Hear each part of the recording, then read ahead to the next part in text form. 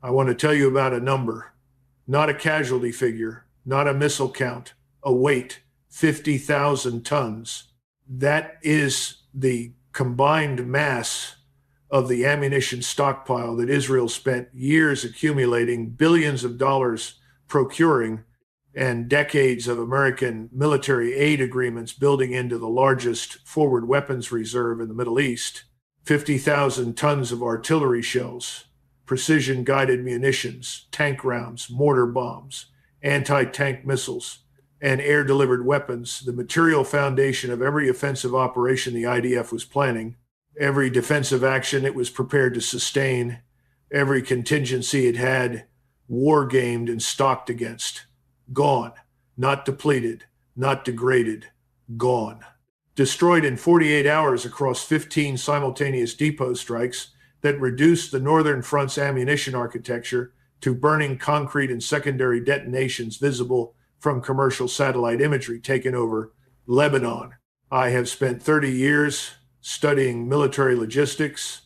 I have watched armies run short of ammunition in extended campaigns. I have analyzed the operational consequences of supply disruption at every scale, from the tactical to the strategic. But I have never, in 3 decades of professional military analysis, seen a logistics interdiction operation executed with the speed, the precision, and the targeting intelligence that Iran demonstrated in these 48 hours. This was not an attack on the Northern Front.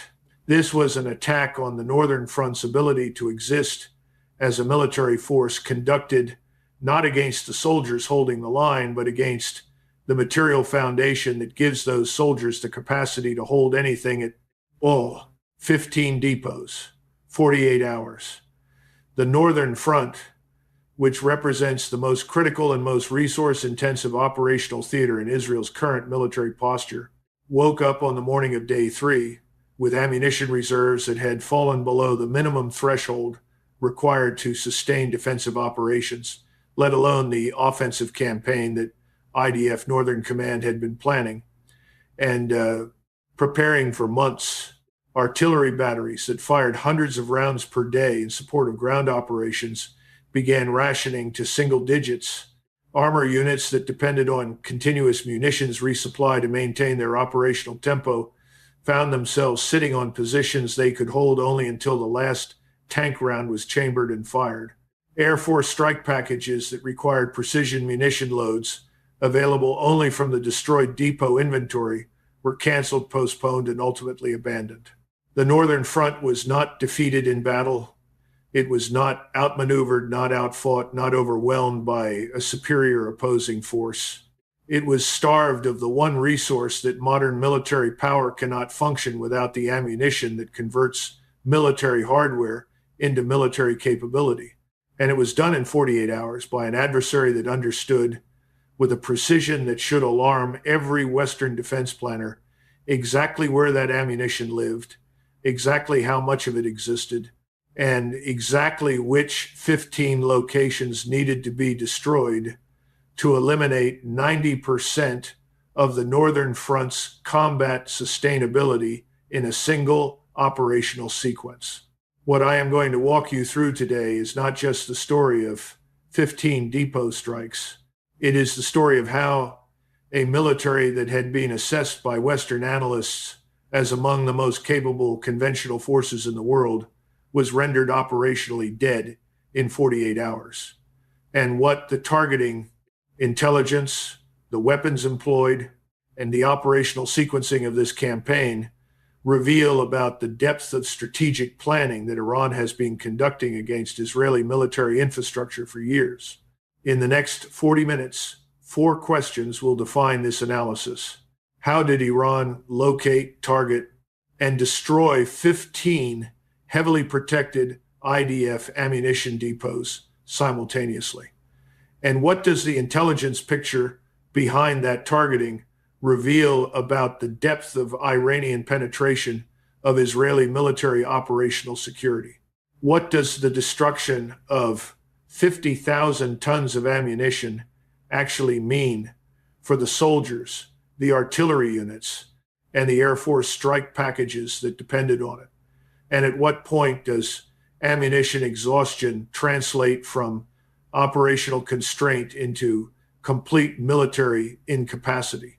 Why did the Northern Front collapse in 48 hours rather than the weeks that Israeli and American planning models had assessed as the minimum timeline for supply-induced operational degradation? And what does that collapse reveal about the hidden fragility of an army that outsourced its logistics foundation to external supply chains it no longer controls?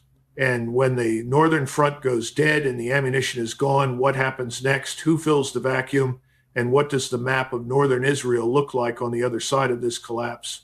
If the depth of analysis on this channel is what you have been searching for, the kind that goes past the headline figures and into the operational reality that determines strategic outcomes, subscribe now and stay with me through this full breakdown.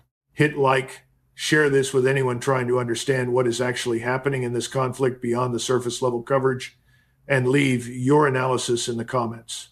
I read every one and they sharpened my own thinking. Now let us get into this completely.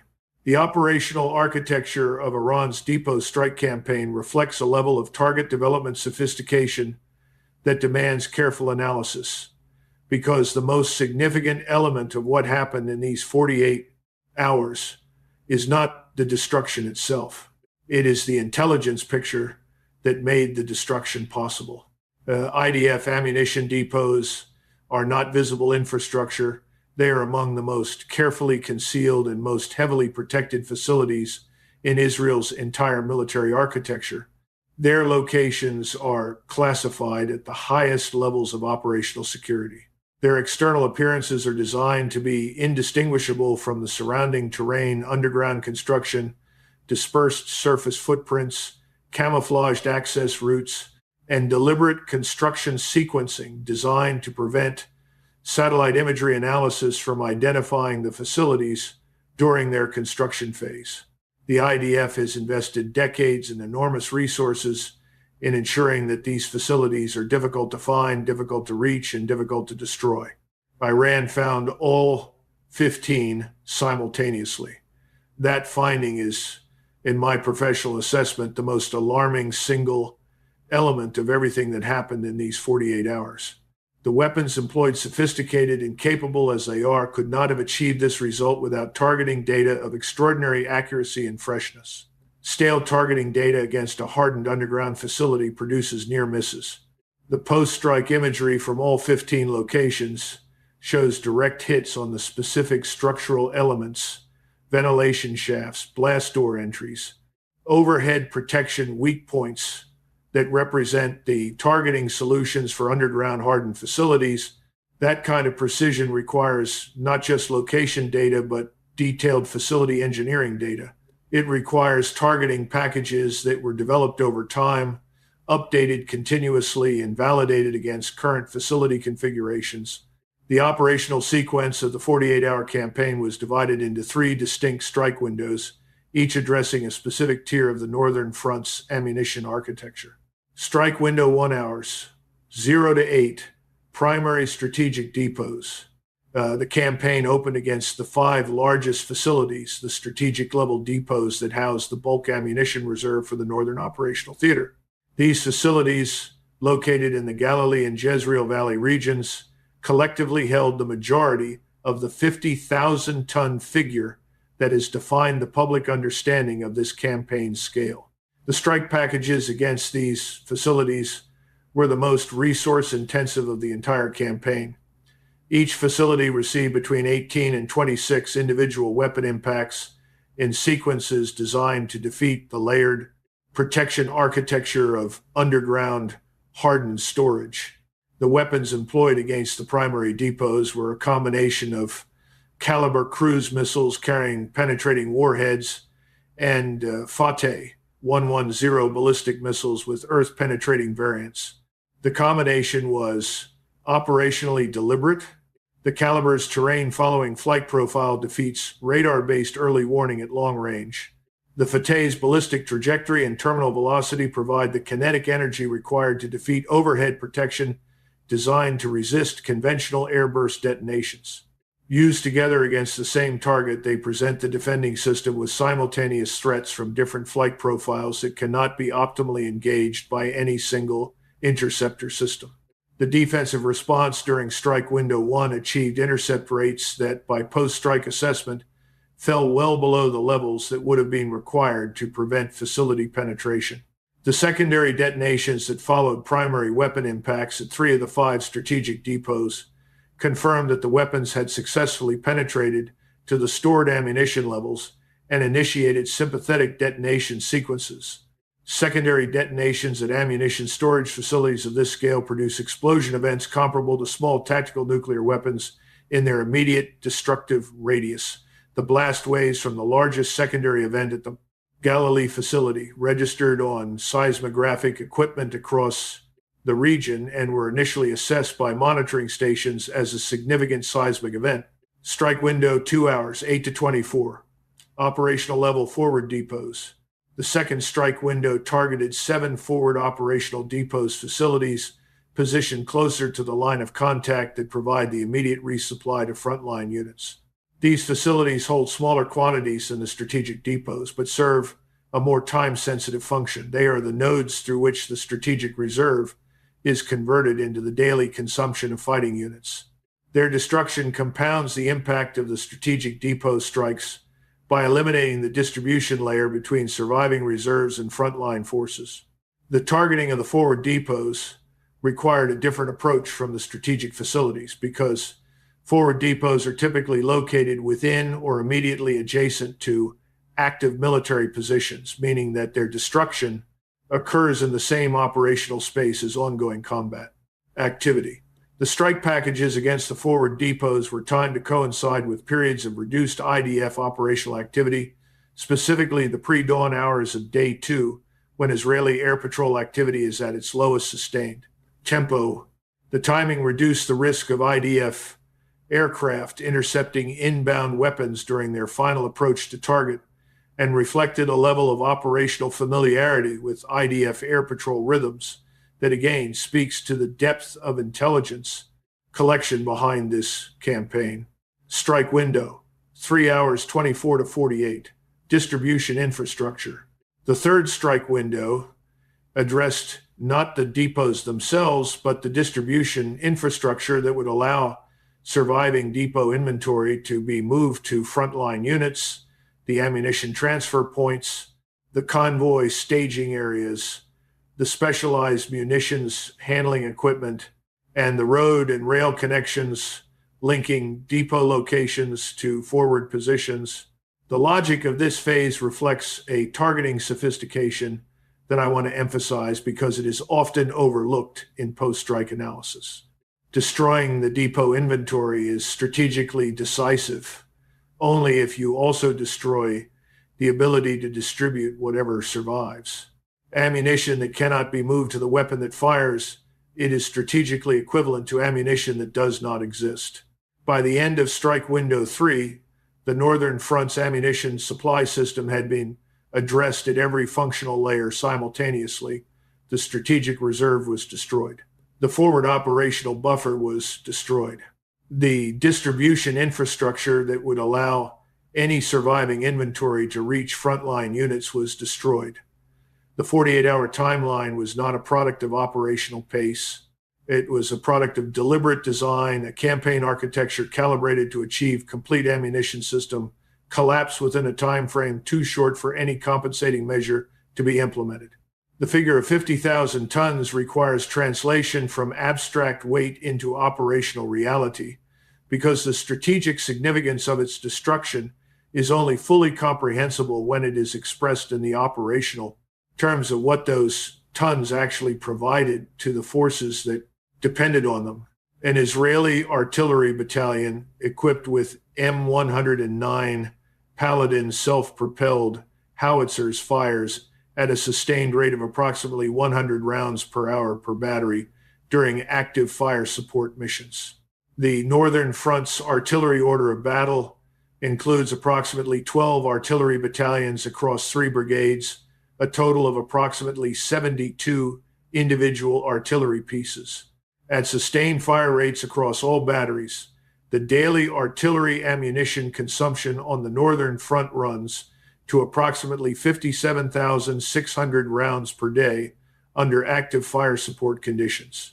The destroyed depot inventory represented approximately 870 days of artillery ammunition consumption at that rate. In practical terms, that reserve was the buffer that allowed the northern front to sustain intense fire support operations across any foreseeable conflict duration without rationing. That buffer no longer exists. Artillery units that were firing hundreds of rounds daily in support of ground operations began receiving ammunition rationing orders within 6 hours of the depot destruction assessment being completed. By hour 36, Northern Front artillery was operating under a 90% reduction in daily fire authorization, firing 10 rounds per battery per day, rather than the hundreds that active fire support requires. By hour 48, multiple batteries had received orders to cease fire, entirely pending resupply that the destroyed distribution infrastructure cannot deliver. The precision munitions dimension is where the operational mathematics become most immediately acute. The Spice Glide Bomb family, Israel's primary air-delivered precision weapon for the deep strike missions that IDF air doctrine depends on, requires a specific storage environment and handling procedure that only depot-level facilities can provide. The destroyed northern depots held the majority of the Spice inventory allocated to northern front air operations. The Air Force strike packages that were planned against Hezbollah command infrastructure, weapon storage facilities, and logistics nodes in Lebanon depended on that inventory being available. It is not available. The strike packages have been canceled, and the operational effect they were designed to achieve, degrading Hezbollah's offensive capability before it could be employed, has not been achieved. Tank ammunition presents a parallel constraint with a slightly longer but equally inevitable timeline. A Merkava 4 main battle tank carries approximately 48 rounds of main gun ammunition in its ready storage. In active combat operations, a tank can expend that entire ready load in a single engagement. Depot resupply is what converts a tank that has fired its ready load back into a functional combat vehicle. With the forward depot distribution network destroyed, tanks that expend their organic load have no resupply pathway. The Northern Front's armored forces are operating on a countdown timer that runs to the last round in the last tank's ready rack, and when that timer reaches zero, the armor that provides the offensive backbone of IDF ground operations becomes stationary defensive obstacles rather than mobile combat power. Anti-tank missile inventory, the systems that provide Israeli infantry with the capability to engage Hezbollah's own armor and fortified positions, was heavily concentrated in the destroyed northern depots because the Northern Front's tactical terrain favors the defensive. Employment of anti-tank systems, the destruction of that inventory removes a critical capability layer from the infantryman's tactical toolkit at precisely the moment when the operational situation is creating the greatest demand for it. What the mathematics ultimately produce is a northern front that transitions from a capable, well-supplied offensive force to a fixed defensive line with degrading combat power across a timeline measured in days rather than weeks. And that reaches the point of complete operational incapacity within a time frame so short that no resupply operation, however well-resourced, can reverse the trajectory before it becomes irreversible. I want to address something directly that has been absent from most of the coverage of this situation, because I think the American media's framing of Washington's response as a political failure misses the operational reality entirely. The United States did not fail to resupply the Northern Front because of a lack of political will or a failure of alliance commitment. It failed because the operational conditions that Iran created in 48 hours made emergency resupply physically impossible within any timeline relevant to the front's survival. Understanding that distinction matters because it tells us something important about the nature of the strategic challenge that Iran has constructed. The standard American emergency military resupply pathway for Israel runs through Ben Gurion International Airport for air delivery and through Ashdod and Haifa ports for sea delivery. The Iranian campaign that destroyed the Northern Front's ammunition depots was preceded by and conducted in coordination with the port and airfield strikes that I analyzed in previous breakdowns. By the time the depot destruction campaign was complete and Washington's assessment teams had determined that emergency resupply was operationally necessary, the receiving infrastructure through which that resupply would flow had already been rendered non-functional. The airlift option, the fastest available pathway for emergency precision munitions delivery, requires a functional receiving airfield with adequate runway length, cargo handling equipment, fuel availability, and security environment to operate heavy lift aircraft safely. Ben Gurion's runway was cratered before the depot campaign began. Ramon Airport was non-functional. The military airfields with adequate cargo capacity were destroyed in the base strikes. American military engineers assessed runway repair timelines at the least damaged facility at a minimum of 14 days under optimal conditions. Optimal conditions meaning no follow-on strikes against repair operations, which the operational environment did not provide. The maritime option, the higher throughput pathway for bulk munitions delivery, requires functional port infrastructure. Ashdod and Haifa were non-functional. The improvised alternatives that American logistics planners assessed, beach landing operations, helicopter sling load delivery, improvised transfer from vessels anchored offshore, each provide a fraction of a percent of the throughput required to replace 50,000 tons of destroyed depot inventory within a militarily relevant time frame. What strikes me as particularly significant about this situation, and I want to be clear that this represents my own professional assessment rather than any official position, is the degree to which the Iranian operational planning anticipated and specifically defeated the American resupply response. The sequencing of the campaign: port strikes first, base strikes second, depot strikes third, was not random.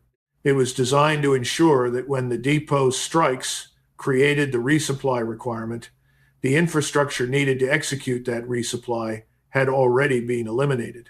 The American response was defeated before it began, not because of American failures in execution, but because the operational environment had been specifically engineered to make the execution impossible. There is a question that I find myself returning to repeatedly in analyzing this conflict, because I think it gets at something fundamental about why the outcome of these 48 hours was strategically possible in a way that the Western analytical community consistently failed to anticipate. The question is this: what does it actually mean in operational terms for one side in a conflict to be genuinely self-reliant and for the other side to be genuinely dependent? And how does that difference express itself when the conflict reaches the kind of sustained intensity that tests the limits of both? Iran's military capability in this conflict, the targeting intelligence, the weapons systems, the operational planning capacity, the logistics that sustain the campaign flows from a foundation built entirely within Iran's own borders, through Iran's own industrial capacity, funded by Iran's own resources, and directed by Iran's own strategic judgment. No element of the operational campaign that destroyed the Northern Front's ammunition supply required the approval, the cooperation, or the continuing support of any external actor. Russia provided Kaliber missiles that enhanced the campaign's reach and penetration capability.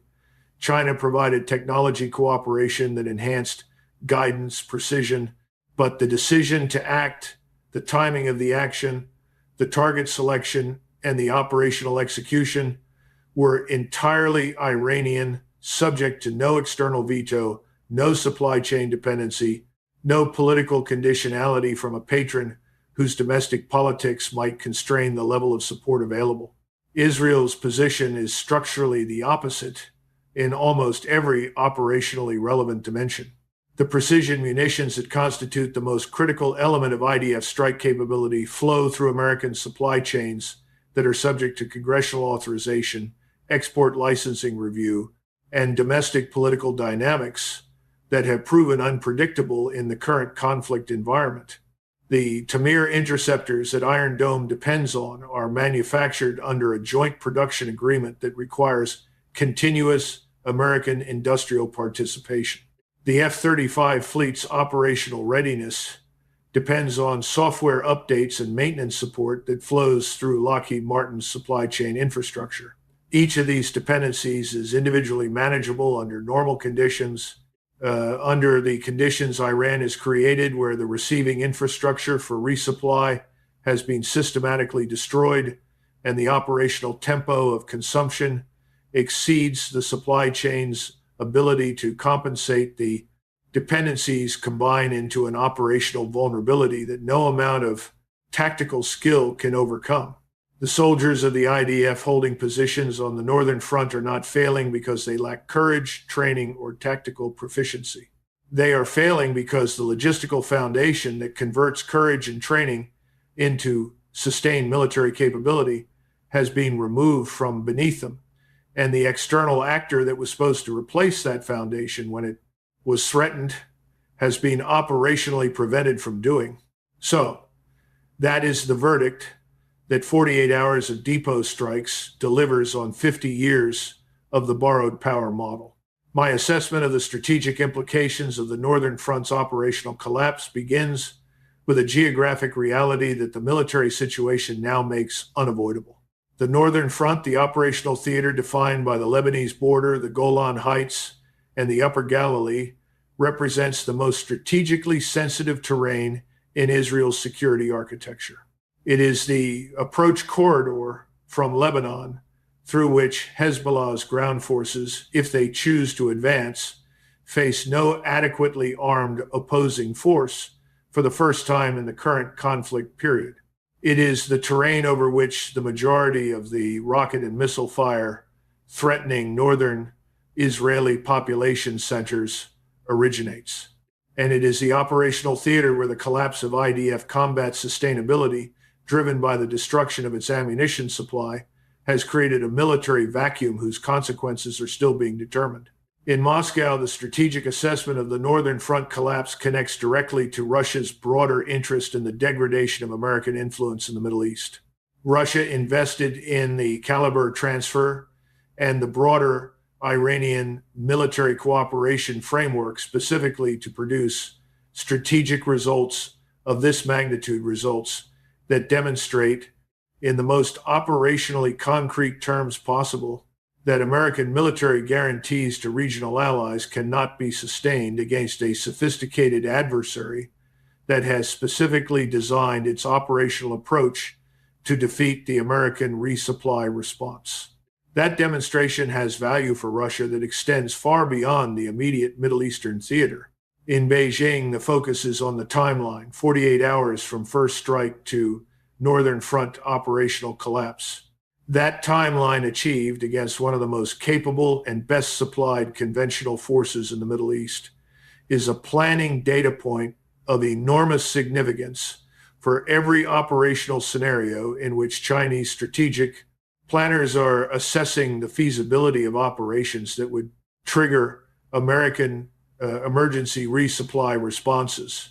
The demonstration that a sophisticated supply interdiction campaign can collapse a front faster than any resupply operation can be organized and executed invalidates a key assumption in American alliance management strategy globally. For the broader international community, the Northern Front's collapse contributes to an accelerating reassessment of the strategic value of American security guarantees that is already underway as a consequence of the earlier phases of this conflict. The pattern that has emerged: American ally absorbs devastating strike, American resupply response is operationally defeated before it can be executed, American carrier groups reposition away from threat environment is a pattern that repeats with sufficient consistency to constitute a strategic narrative rather than a series of isolated events. That narrative is being absorbed and processed in every capital where strategic alignment decisions are being evaluated. The energy dimension maintains its position as the variable with the most immediate global economic consequences. Iran has demonstrated in these 48 hours, as in every preceding phase of this campaign, that it possesses the operational will and the precision strike capability to conduct sustained interdiction operations against critical infrastructure at any scale. Its strategic objectives require. The Strait of Hormuz remains the ultimate expression of that capability's global reach. Every barrel of oil that transits that waterway does so within the operational reach of the same weapon systems that just destroyed the Northern Front's ammunition supply in 48 hours. The risk premium embedded in that reality is not priced into current market conditions. The adjustment, when markets fully absorb the strategic implications of what is just being demonstrated, will be both sudden and severe. The world that emerges from the Northern Front's collapse is not a world where the old strategic architecture has been damaged and can be repaired with sufficient investment and political will. It is a world where the operational foundations of that architecture, the assumption that American resupply guarantees can be sustained against sophisticated interdiction campaigns, the assumption that Israeli military superiority can be maintained against self-reliant adversaries, the assumption that Western technological advantage translates into strategic dominance in contested operational environments have been empirically tested and found wanting. That finding does not reverse. It compounds 15 depots, 48 hours, 50,000 tons. The Northern Front goes dark, not in a blaze of battlefield heroism or dramatic last stands, but in the quiet, grinding operational reality of artillery batteries firing their last authorized rounds, tank crews sitting on positions they cannot advance from, and Air Force strike packages canceled because the precision munitions they require no longer exist in any accessible inventory. I have been doing this work for 30 years. I have watched many campaigns, analyzed many operational collapses, and assessed many strategic turning points. What happened to the Northern Front in 48 hours is different in kind from anything I have previously analyzed, not because of the scale of destruction, significant as that is, but because of what the operational precision and the targeting intelligence behind it reveal about the depth and duration of Iranian strategic planning against Israeli military infrastructure. This was not improvised. It was not opportunistic.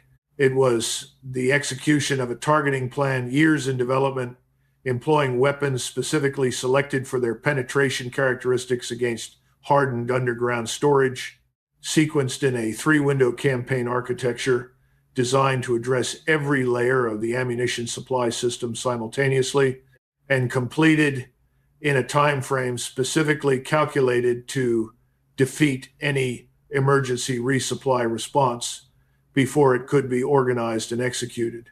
That level of operational sophistication, combined with the self-reliant industrial foundation that produces and sustains the weapons it employs, represents a military capability that the Western analytical community systematically underestimated for 2 decades. The Northern Front's collapse is the price of that underestimation. What comes next? Can Israel reconstitute Northern Front combat power from surviving Southern reserves before the operational vacuum creates consequences that cannot be reversed? Can Washington construct a resupply pathway through an interdiction environment specifically designed to defeat it? And is the depot destruction campaign a standalone operation, or the opening phase of a broader campaign to eliminate IDF combat sustainability front by front, layer by layer, until there is nothing left to sustain? Leave your assessment in the comments. I read every response, and they sharpen my own analysis of where this goes. If this breakdown delivered the depth and operational honesty you are looking for, share it, hit like, and subscribe for the most serious geopolitical analysis of this conflict available. The next update is already in preparation. Stay with me.